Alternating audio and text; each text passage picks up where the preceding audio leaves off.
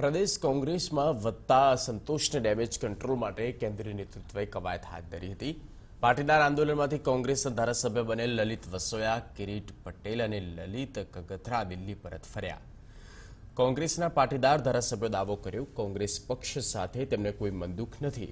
ધારાસભ્યોનું માનીએ તો રાજ્યની તમામ 26 લોકસભા બેઠક જીતવા માટે હાઈકમાન્ડને સૂચન કર્યા હતા।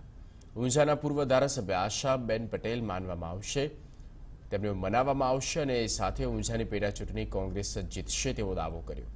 હાર્દિક પટેલ કોંગ્રેસમાંથી લોકસભાની ચૂંટણી લડે તેવી અટકળો ચાલી રહી છે। આ વચ્ચે કોંગ્રેસના પાટીદાર ધારાસભ્યો હાર્દિક પટેલની રાજનીતિમાં એન્ટ્રીને યોગ્ય ગણાવી રહ્યા છે।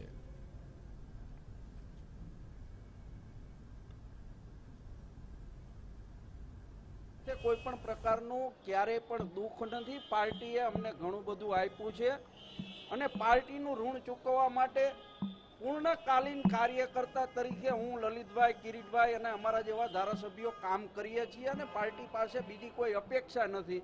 એટલે પાર્ટી સામે અસંતોષનો કે બીજો કોઈ સવાલ નથી। ઊંઝાની સીટ તો હવે કોંગ્રેસ જીતશે, ફરીથી સારો ઉમેદવાર અમે લાવીશું। જો આશાબેન પરત આવશે તો એમને સમજાવીશું અને સક્ષમ ઉમેદવાર લાવી અને ઊંઝાની સીટ પરત લાવીશું।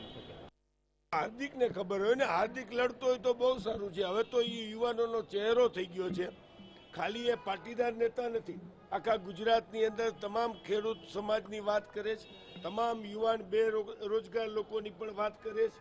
એટલે હાર્દિક ચૂંટણી લડતો હોય તો વેલકમ।